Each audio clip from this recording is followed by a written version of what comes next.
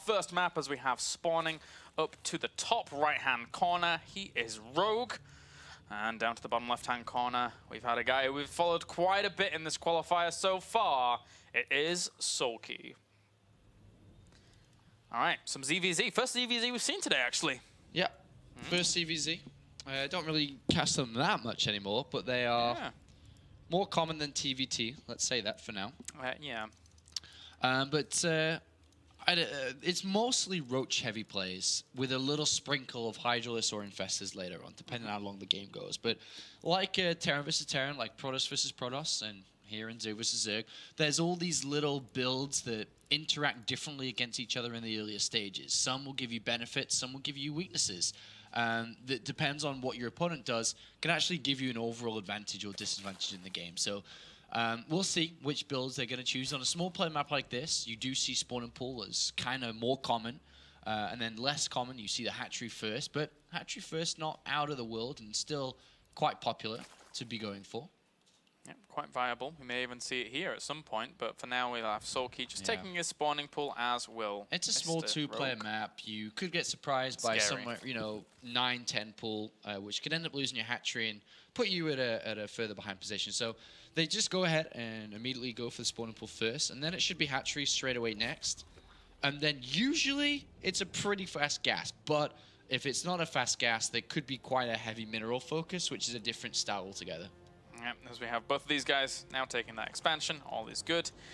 So completely mirrored from this point out, aside from Rogue's first Overlord being a bit further on forwards.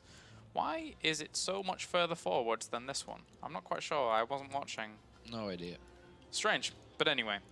Aside from that, just a few lings here and there for both players. The two first lings normally used to have a little bit of a look around and normally try and get in, see exactly what the opponent's going on. Exactly, because the queens are going to be out, because this is such a heavy spawning pool first map, the queens will be out to push the overlords away. Therefore, the first two Zerglings you build are going to be finding out what your opponent's doing. But it's funny, because Soulkey's already decided to go for gas, whereas Rogue here hasn't. So he could still throw down a gas. I think the latest gas is about 24 supply, which gives you an extra queen and also an extra spine crawler defensively. But by the looks of it, it could be just very heavy mineral count. And that's exactly what Soulkey will want to be looking for with these two lings. And now just on their way in, we have Queen heading straight on down to that natural, maybe get a few pot shots off on these Zerglings. But aside from that, not a whole lot more. And then once those Zerglings do actually get past, well, they have, one of them will have for at least free reign to have a look around and see exactly what's going on. Yeah, it sees no gas at all. And so the first thing that you want to do is get Zergling speed and actually expand. Because as Soulkey right now, you know that you're not going to be able to really break him because he's going to have 4 queens, spine crawler, and a war for evolution chambers or something along those lines.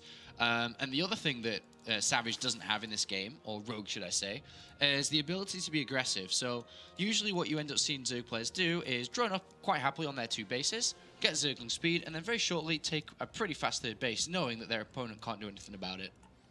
Well, we'll see now. Rogue has apparently had such a fantastic run through this tournament so far.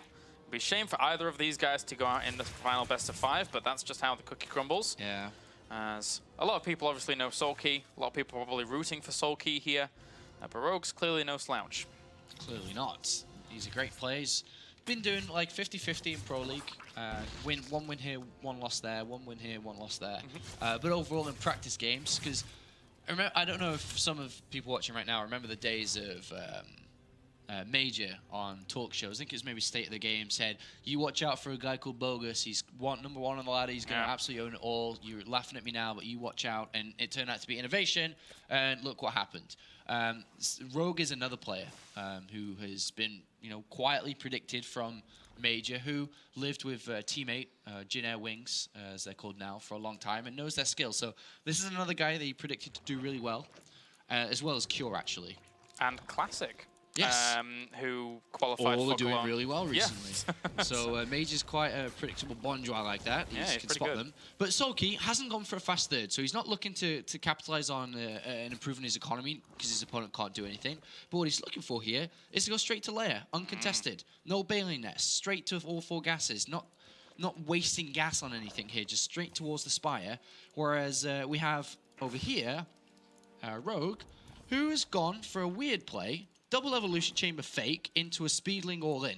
It's really strange. It's like a super weird build here, but he's been able to identify exactly what his opponent's doing.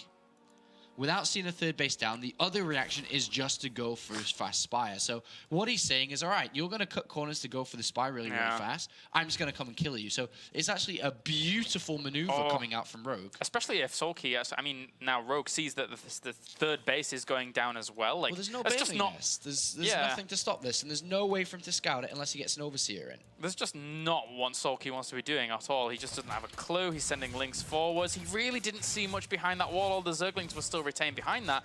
And now the Overseer, what is it going to spot? He sends in a Ling as well. Well, he sees it now, but it's almost too late. This is a beautifully executed move here from Rogue, and I think this may just win the game. That is a lot of Zerglings that he has here. 48 compared to 21. The Spire isn't even finished yet, so it's going to be all on some Zerglings here. 19 Banelings now morphing in. Yeah, boy. Uh-oh.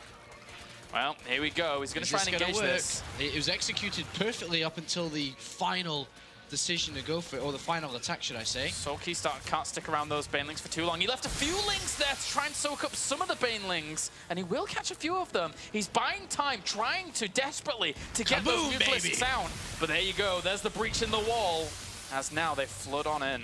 And he just needs to kill off all the hatcheries and build Queens back at home and Spores and defend from 2 bases against the Mutalisks. Kill everything. Kill all the things. He actually doesn't have that many Banelings left over. It's going to be up to the Zerglings entirely to do this, and he's killed off a lot of workers. Mutalisks, as you said, you know, he's just being kept back for so long. All he has to do is get anti-air, and easy peasy. He's in a lead in supply-wise, and the pressure is continuing on. But it is starting to slow down a little bit, obviously. Only 14 drones remain, and they're all in that clump. Yeah, and you know, Rogue behind this has so many minerals left over here.